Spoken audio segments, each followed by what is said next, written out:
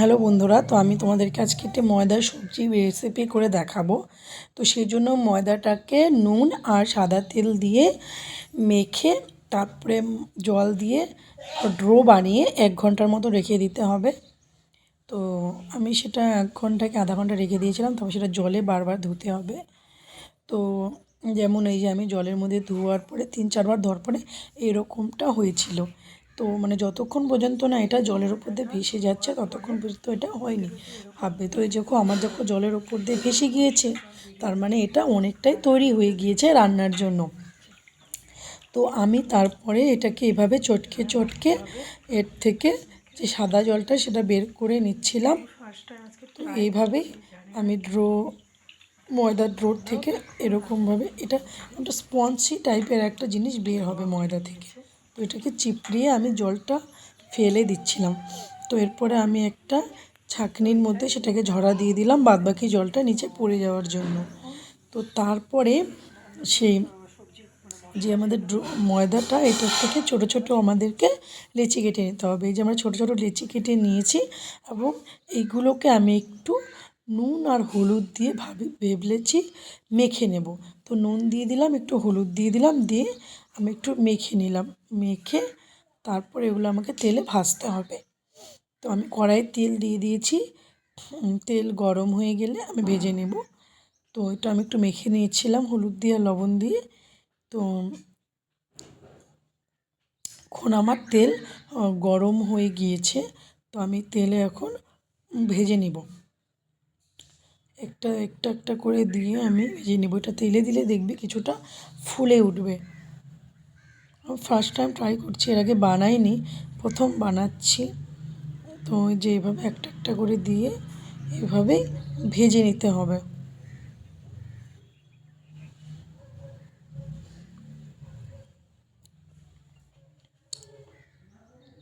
ছোট ছোট করে পিস করে দিলে ভালো হয়,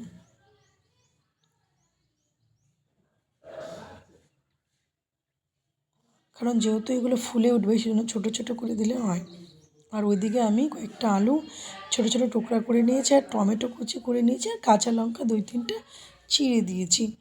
তো এদিকে আমার সব এক এক করে আমার সবগুলো আমার ময়দা সবজি ভাজা হয়ে গিয়েছে। তারপরে আমি কড়াইতে আরেকটু তেল দিয়ে দিলাম। তারপরে আমি যে আমার আলুর টুকরাগুলো ছিল সেই আলুর টুকরোগুলোকে আমি একটু নুন আর একটু হলুদ দিয়ে আমি ভেজে নেব।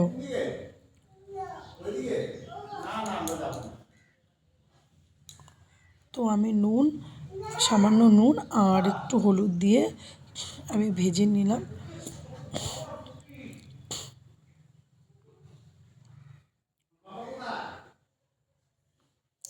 তারপরে যে ময়দার সবজিগুলো ভাজা ছিল সেখানে আলুগুলো ভেজে নিলাম।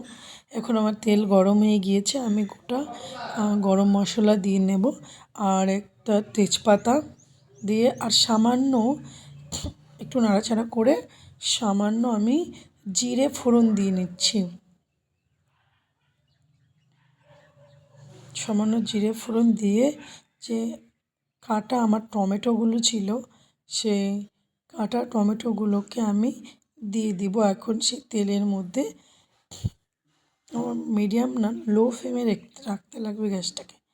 তারপরে সেই চেরা কাঁচা লঙ্কাগুলো আর টমেটোগুলোকে আমি দিয়ে একটু নাড়াচাড়া করে দেব।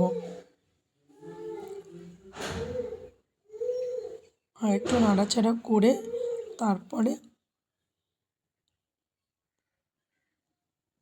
মধ্যে সামান্য হলুদ দিব, সামান্য লবণ আর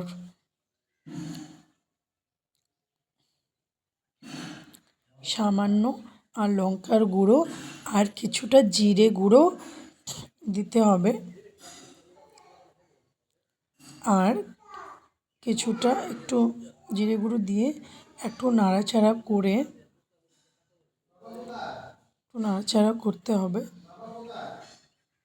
মশলাটাকে মেশাতে হবে টমেটোর সাথে। তারপরে কিছুটা আদা কুচি দিয়ে দিব, দিয়ে আরেকটু নাড়াচাড়া দিয়ে একটু সামান্য জল দিয়ে আমি এটাকে ঢেকে দেব, যাতে মশলাটা কষে যায়।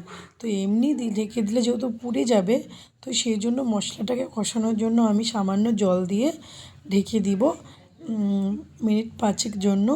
তারপরে সেটা মশলাটা যখন কষে যাবে, যখন তেল ছেড়ে দিবে, তখন সেই মশলাটার মধ্যে আমার ভেজে রাখা আলু আর ময়দার সবজিটা আমি দিয়ে দেবো। সেই ময়দার সবজিটা তোমরা পরেও দিতে পারো, ঝোলটা ফোটার পরে, কিন্তু যেহেতু আমি ভাবলাম ময়দার সবজিটা যদি আমি এখনই দিয়ে দিই, তাহলে একটু নুন, হলুদ, মশলা, লঙ্কা সমস্ত কিছু ঢুকবে সেই ময়দার সবজির মধ্যে, আলুর মধ্যে। তো সেই জন্য আমি সেই ময়দার সবজিটার মধ্যেই আমি সবজিটাও দিয়ে দিলাম, মশলার মধ্যে দিয়ে আমি একদম কষিয়ে মাখা মাখা করে পুরো ভাজা ভাজা করে তারপর জল দিয়ে দেবো। ঝোল দিয়ে দিলাম।